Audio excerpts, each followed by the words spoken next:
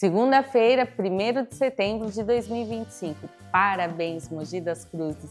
Hoje é seu dia, 465 anos, viu? E você confere no seu Rede Alto Tietê News. Terremoto no Afeganistão deixa mais de 800 mortos. Embarcação naufraga durante show de pagode em Salvador. Entrevista especial falando sobre a fundação de Mogi. E tem o seu Resenha na Rede com o Lucas. Está no ar o seu jornal.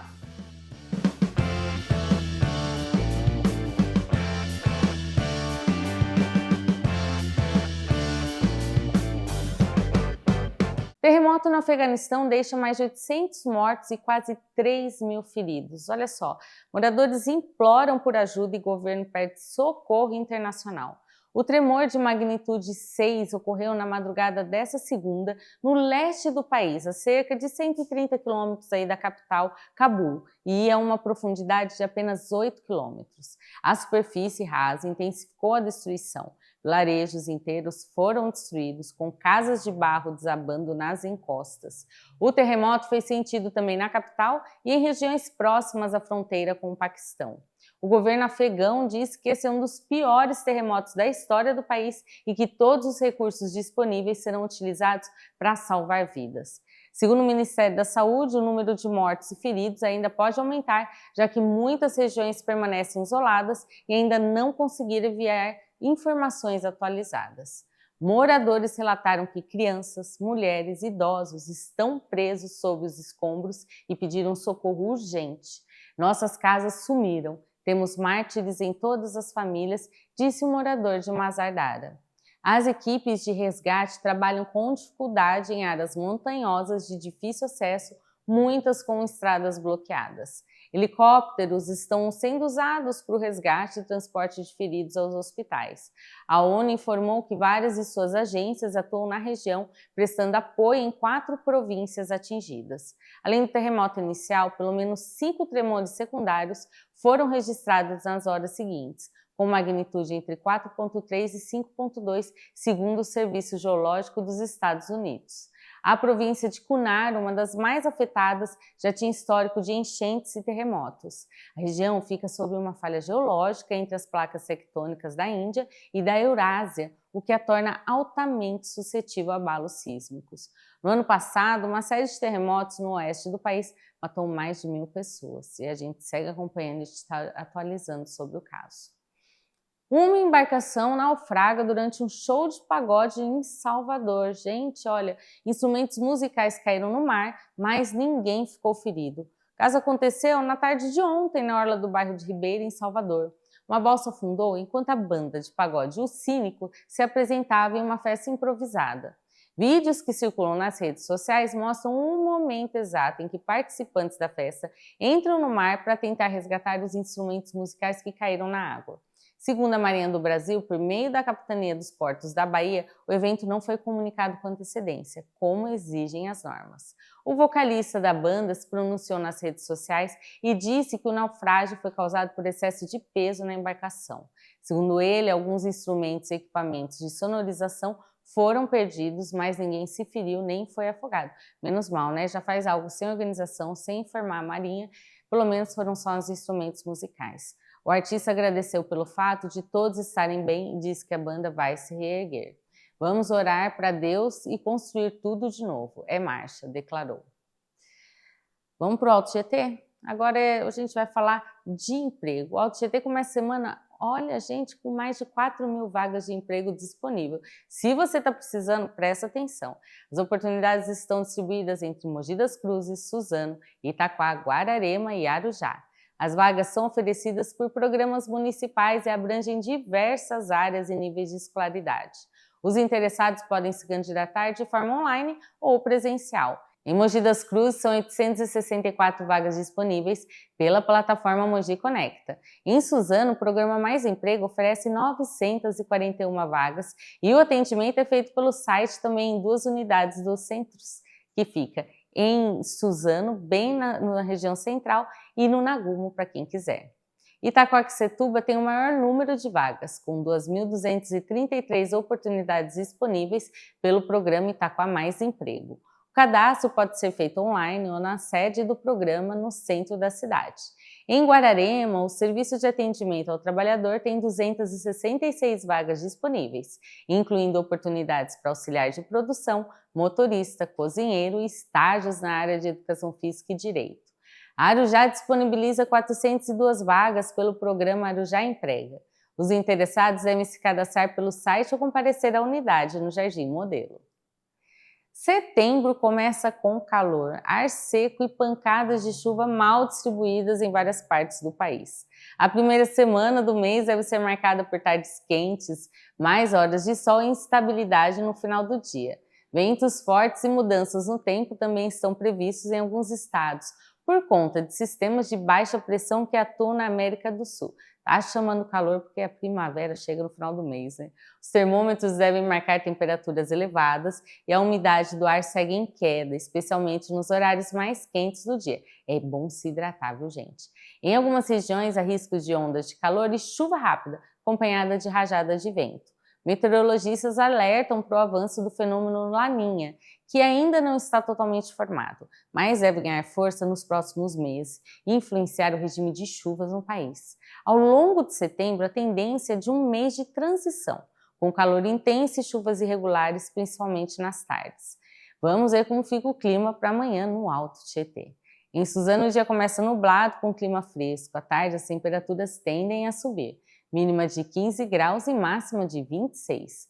Em Guarulhos, o dia inicia nublado e clima fresco. À tarde, as temperaturas tendem a subir, com previsão de chuva fraca em alguns pontos da cidade, mínima de 15 graus e máxima de 26 graus. E no próximo bloco você confere uma entrevista especial com o jornalista Fernando Mâncio, falando um pouco sobre um documentário sobre a fundação da cidade de Mogi das Cruzes. Ficou curioso? Olha, um spoiler. Será que Mogi tem mesmo 465 anos? Você tem que esperar o próximo bloco para conferir.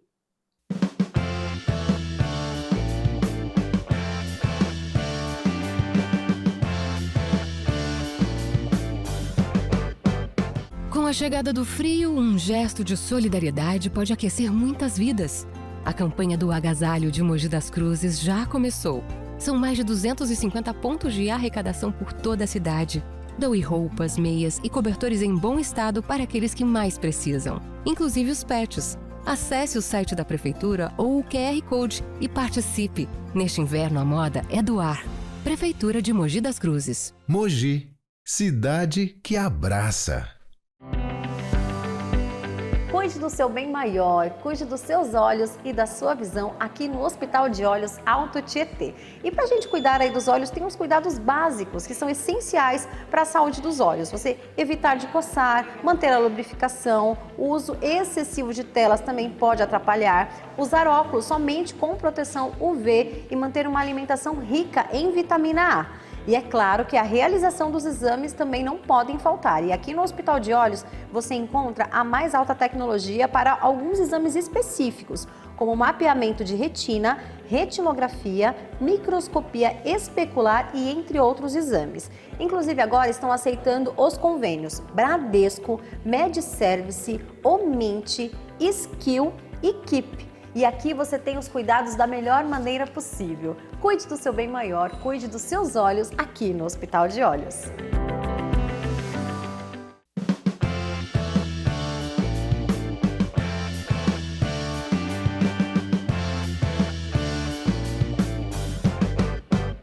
Seu Rede Alto Tietê News está recebendo hoje Fernando Mâncio, jornalista.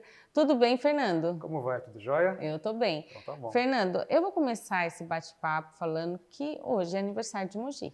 Hoje é aniversário de Mogi, dia 1º de setembro. Isso. E Mogi está fazendo 65? É. Será?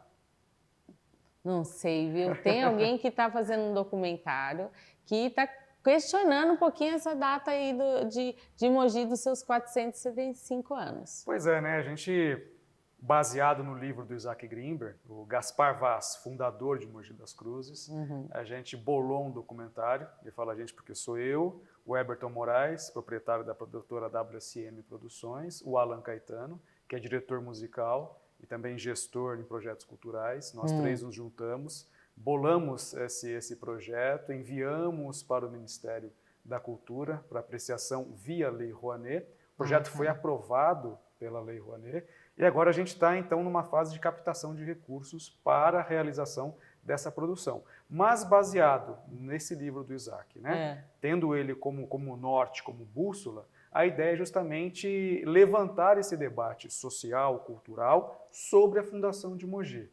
Segundo Isaac Grinberg, não foi Brás Cubas, em 1560. Teria sido Gaspar Vaz, em 1601. Ah, tá. Então, assim, Mogi seria um pouquinho mais novo.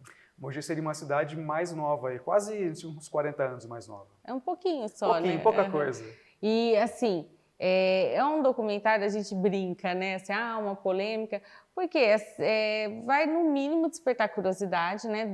Às vezes as pessoas vão questionar, mas desperta a curiosidade nossa, o que te levou a concordar com isso, né? Você estava falando ali nos bastidores que a leitura desse livro, do Isaac, que te despertou, então. Foi.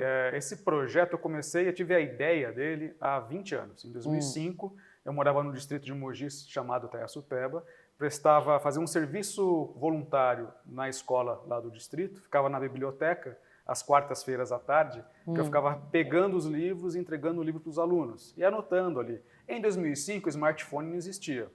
O celular, no máximo, tinha o jogo da cobrinha, né?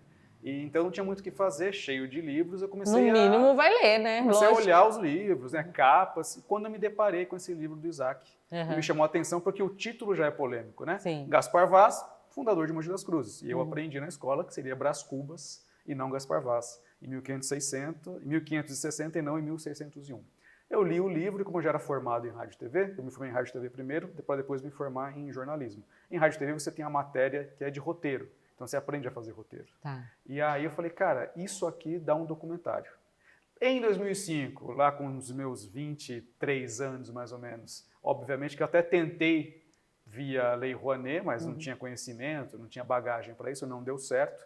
E aí depois, 20 anos depois, tive essa ideia novamente, resgatei esse projeto, apresentei para os meus amigos e eles toparam. Que no mínimo esses dois amigos também concordam, né? Também concordaram, e aí a gente concorda com os fatos, porque eu explico para as pessoas que a gente quer contar a história da fundação com base na colonização do estado de São Paulo, que é o que o Isaac Grinberg faz no livro. Ele vai comprovando por A mais B como que o estado foi colonizado e as datas. Tá. Então, por exemplo, a colonização veio do litoral para o interior, né? Subiu, porque os portugueses chegavam pelo mar. Sim. Então, em 1560, seria fundado Mogi. Só que em 1590, uma ata da Câmara de São Paulo, então Vila de São Paulo de Piratininga, diz que os vereadores estavam preocupados com uma possível retaliação de uma tribo indígena, de povos originários, que moravam na região onde hoje é Mogi, que em 1590 eles iam até São Paulo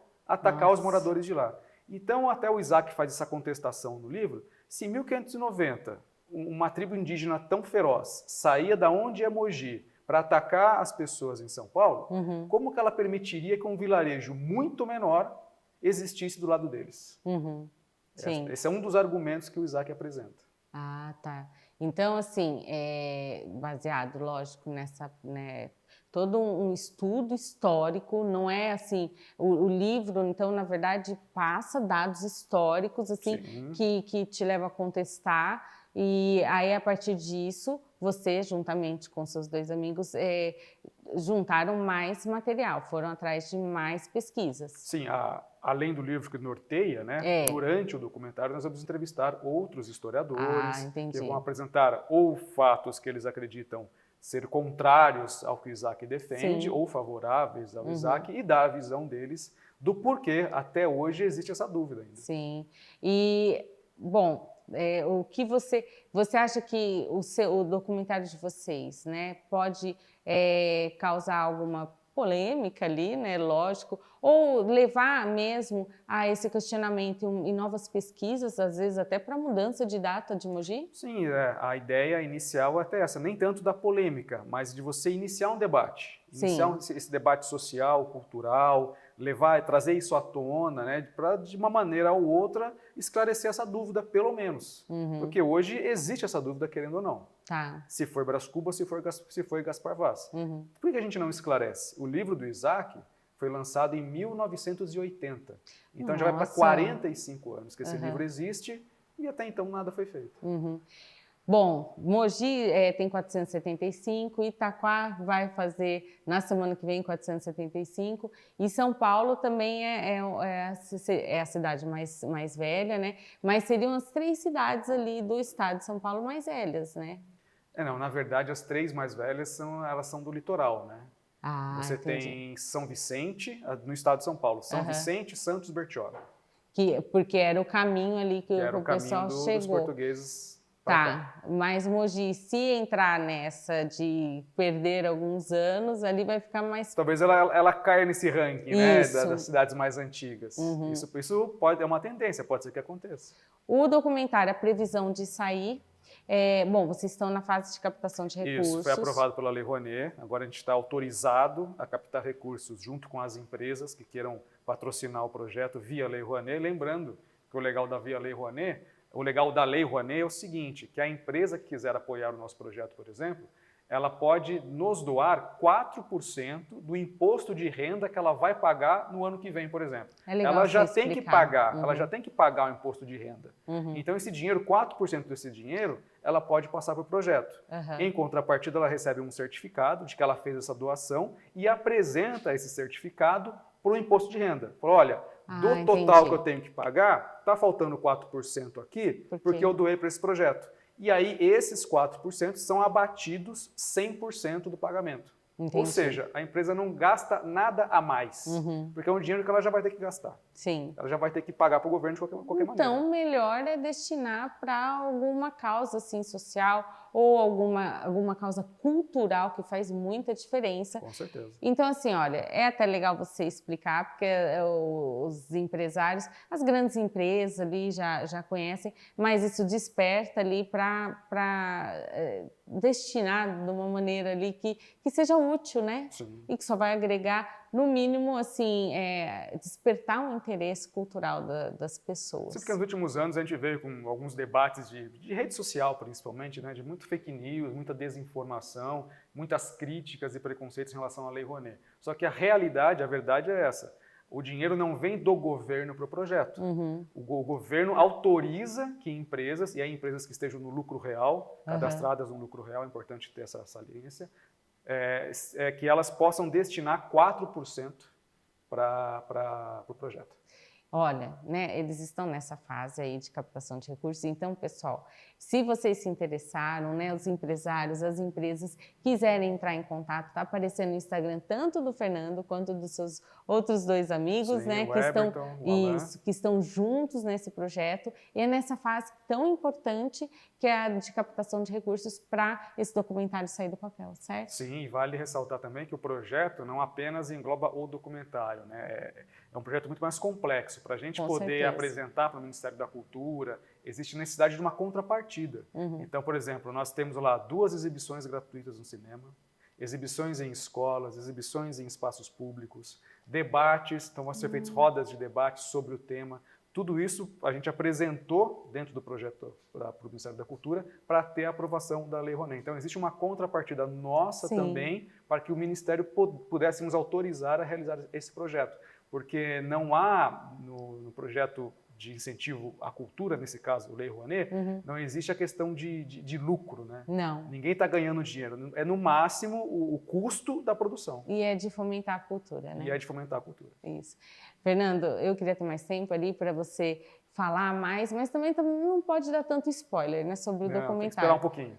Tem que sim. E olha, pessoal que aí, os empresários, as empresas que quiserem colaborar, entre em contato, faz muita diferença. Se você vai ter que já destinar esse dinheiro, já vai gastar, por que não contribuir nessa parte cultural, né? Vai ser uma ótima iniciativa. Isso. Muito obrigada pela sua participação aqui no Eu que jornal. agradeço o convite, obrigado pelo espaço, por poder explicar para as pessoas e contar o que está acontecendo. Isso, e quando for sair do papel, você vem aqui falar também. Com certeza. E já a gente está de volta com o seu Rede Alto Tietê News.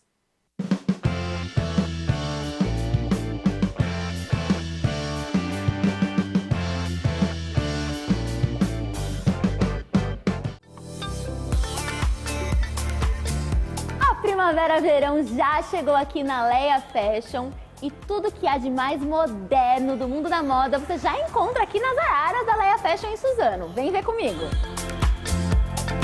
A primavera-verão esse ano está candy color, romântica e atemporal. Rosé, bege, amarelo, azul claro e o hit da estação, branco. E olhem só a delicadeza desses looks, ó, riqueza em cada detalhe. Ó, essa camisa bordada, tudo muito clássico e muito romântico. E uma outra tendência também são as estampas frutais. Olhem só isso, gente. Ó, de cereja, tem também de abacaxi, tudo muito romântico, ó, com babado. Incrível. Isso aqui, ó, só Leia Fashion. Vestidos de festa, do 38 ao 52, você também encontra aqui. Dos mais clássicos até os mais modernos. Acessórios como brincos, pulseiras, colares, cintos e muito mais. Para mais informações, acesse o telefone aí na sua tela. E é isso, a primavera chegou com tudo. E pensou em moda? Pensou em Leia Fashion, vestindo mulheres reais.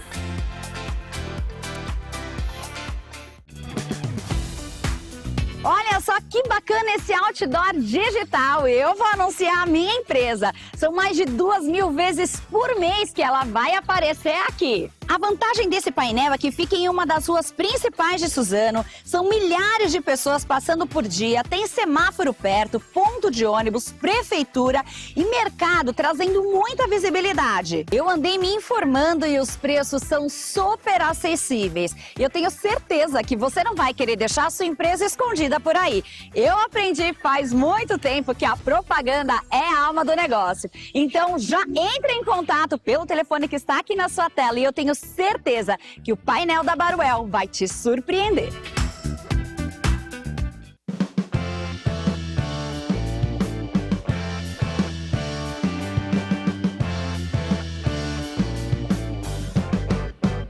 E a gente já está de volta aqui com o Resenha na Rede, o Lucas. Tudo bem, Lucas? Tudo certo, Manu. Lucas, no bloco passado a gente aprendeu um pouco sobre o aniversário de Mogi, né? Assim, algumas divergências aí na fundação, não sei, né? Mas acho que esse documentário vai ser legal, né? Também acho, viu? Mas a gente não está aqui para falar de aniversário de Mogi, está para falar de futebol, de esporte. Exatamente, porque tivemos a 22ª rodada do Campeonato Brasileiro e no sábado o Cruzeiro bateu o São Paulo por 1-0. No início da segunda etapa, Matheus Pereira foi para a cobrança de falta, a bola desviou na barreira e acabou matando ali o goleiro Rafael, esse que foi o primeiro e único gol da partida. São Paulo até tentou, jogou bem, foi um jogo aberto ali com chances para os dois lados, mas quem levou a melhor foi o Cruzeiro que colocou a bola na rede. Olha, a gente tinha falado que esse jogo ia ser difícil, mas você falou que o São Paulo jogou bem, ele até jogou, mas olha, o Rafael salvou muita bola. Ele trabalhou, ele foi pode falar que foi o destaque do jogo ali pro lado do São Paulo, e não teve como essa bola acabou entrando, não teve como mas ele salvou o São Paulo várias vezes. Exatamente. E olha só, com esse resultado, mano, ficou interessante para o Cruzeiro, porque tanto o Flamengo quanto o Palmeiras tropeçaram na rodada, acabaram empatando, e aí o Cruzeiro assumiu a vice-colocação novamente. Então a equipe da Raposa deu esse respiro em meio ali àquelas dificuldades encontradas recentemente, né? Isso. E domingo teve Santos e Fluminense, naquele jogo também de empate, né? Exato. As equipes ficaram no 0-0 na Vila Belmiro, mesmo com o retorno do Neymar. Ele que era dúvida ali por conta de um suposto edema na coxa, voltou, foi titular e jogou, mas não conseguiu tirar o 0 do placar, né? Isso. Quer dizer, o Peixe até marcou com o Guilherme, ainda na primeira etapa, mas o gol foi anulado por impedimento do camisa 11. E estava impedido. Exato, estava muito na frente. Não tem o que falar. A arbitragem tem essa mania de deixar o jogo seguir, aí depois, né, da conclusão marca, enfim. O jogo se manteve ali disputado com boas atuações dos goleiros, então tanto o Brazão quanto o Fábio aparecendo para fazer grandes defesas para manter esse 0 do placar. E o Santos chegou a marcar novamente nos acréscimos da segunda etapa com o Tiquinho Soares. Depois de uma cobrança de falta ali, o Tiquinho subiu de cabeça, mandou para o fundo do gol, mas também foi anulado por impedimento. E estava impedido. Camisa 9 estava à frente ali do marcador. Então, impedimento bem anulado. Infelizmente, né, para os torcedores do Santos, fica ali aquele gostinho, aquela tristeza que você comemorou o gol, mas já foi anulado. Então, as equipes ficaram no 0. E um golzinho que saísse aí, nossa, ia ter um gosto de vitória muito grande ali pro Santos, porque o Santos, assim, não tá compensando muito empate pro Santos, né? Não, com certeza. O Santos vem ali no Z4, jogo dentro de casa, com o Neymar jogando, então tinha ali seus principais jogadores à disposição, esperava-se uma vitória contra o Fluminense, mas a situação do Santos segue complicada por enquanto nessa 22ª rodada, ainda tem algumas pela frente. O Santos vai ter que se reinventar. Vai. Né? Teve ali, agora contratou recentemente o Juan Pablo Vojvoda como novo técnico, Isso. demitiu o Kleber Xavier depois de uma sequência ruim, mas vamos ver como é que fica essa situação no Peixe, com o Neymar, sem Neymar, tá difícil de qualquer jeito para eles. Não tá, olha, o Santos, bem na verdade, ele não conseguiu se encontrar. Desde que o Neymar foi contratado, a gente vê ali, às vezes até consegue umas vitórias, tudo, mas assim, tá refletindo até na tabela do Brasileirão, que o pessoal tá vendo. O Neymar também acabou se machucando, ficou aí meses fora, teve tudo isso, mas mesmo com o retorno dele, a gente não tá vendo o Santos, assim, nem se engajar, às vezes, tá o Neymar em campo, de um jogador fazer a diferença, não tá conseguindo. Agora, outro empate que aconteceu aí foi do derby, né? Exatamente, mano. Já fechando esse domingão para os times paulistas, Corinthians e Palmeiras empataram em 1-1 na Neoquímica Arena.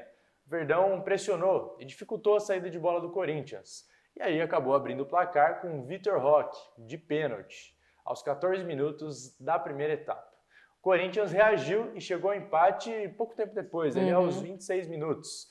Depois de uma cobrança de falta, Gustavo Henrique cabeceou e o lateral esquerdo Piquerez acabou mandando contra o próprio Patrimônio. E aí empatou o jogo, ficando ali no 1-1. Na segunda etapa, os donos da casa não conseguiram criar tantas oportunidades de gol quanto o rival, mas Hugo Souza brilhou para ajudar a manter esse empate no placar. Olha, então, os goleiros vêm brilhando nos jogos. Rodada dos goleiros, né? Inclusive, teve gol de goleiro essa rodada. Não tem a ver com o time paulista, mas o Thiago Volpi, que já foi goleiro de São Paulo, foi quem fez o gol do Grêmio contra o Flamengo no Maracanã. Foi para a cobrança de pênalti lá, empatou a partida. Então fica aí essa curiosidade da rodada dos goleiros, né? E dos empates Grandes também. Atuações, exato.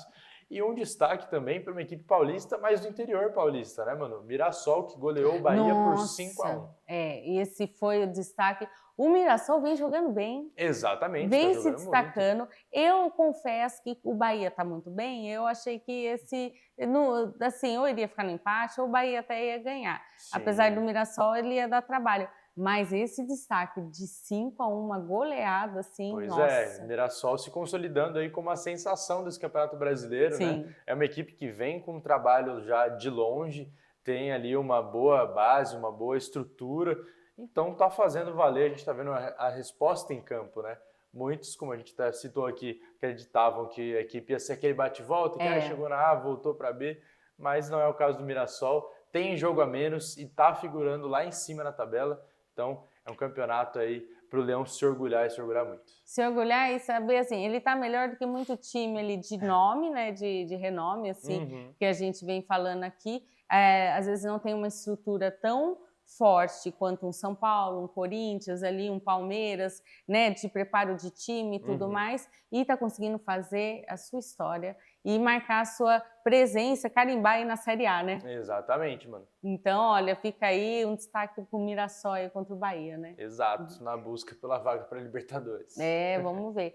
Bom, mas agora vai dar uma paradinha, que tem data FIFA? Sim, exatamente, mano. Agora o Brasileirão sai de cena um pouco, por uns 15 dias. Pouquinho, gente. Agora temos eliminatórias, essas últimas 2 rodadas das eliminatórias, né? A penúltima data FIFA do ano. Teremos a seleção entrando em campo na próxima quinta-feira, às 9h30 da noite, para enfrentar o Chile. Nessa que é a penúltima rodada das eliminatórias. Então, o Brasil já está classificado, está ali na 3ª colocação, atrás de Argentina e Equador.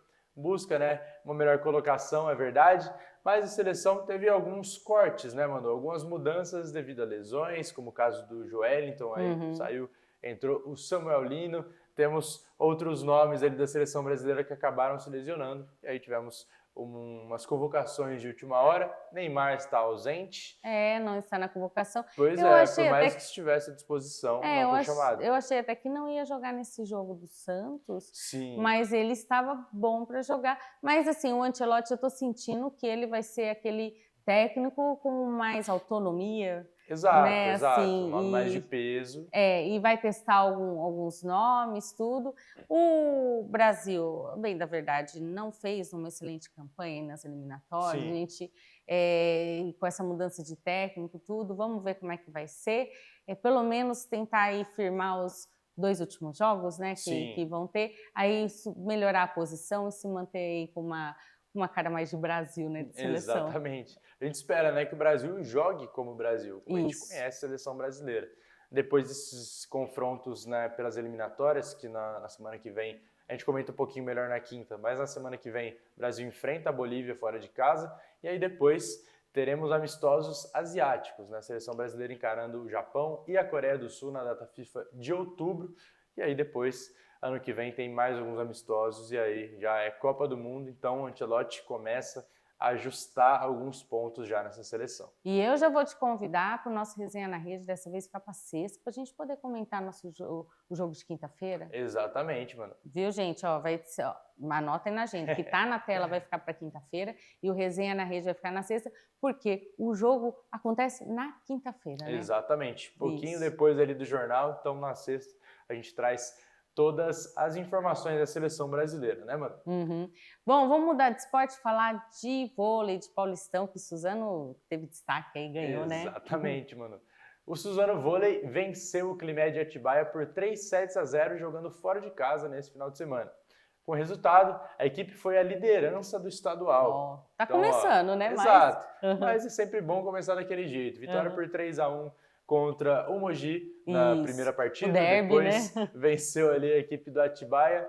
E agora, Suzano volta à quadra contra o Praia Grande nessa próxima sexta-feira, às 8 da noite. Jogo que acontece na Arena Suzano. Então vale a pena assistir. Gente, a torcida faz muita diferença, faz a diferença.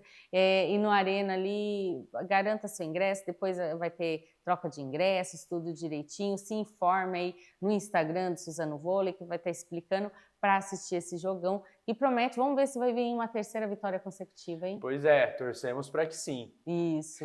Agora vamos falar de basquete, que teve aí, o Mogi teve um jogo aí difícil. Sim, a equipe mogiana veio enfrentando nessa segunda-feira a equipe do Bauru, em clássico, né? Aniversário da cidade, a equipe mogiana recebendo ali os visitantes com o Lugão lotado.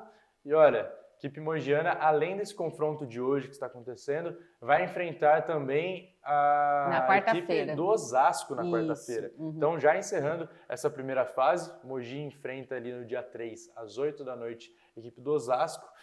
Torcemos aí para que fique uma boa campanha. Então, na sexta-feira, a gente fala como que ficou esses últimos 2 jogos, né? Como que ficaram esses últimos 2 jogos. Que aí encerra uma fase, né, do basquete. O basquete vem se destacando, tá muito legal, depois que teve essas mudanças, até mudança em presidência, agora é SAB, né? Assim, sim, a gente vê muito isso, diferente. vê isso muito no futebol, mas em outros esportes acaba acontecendo também. E isso acaba dando uma estrutura legal.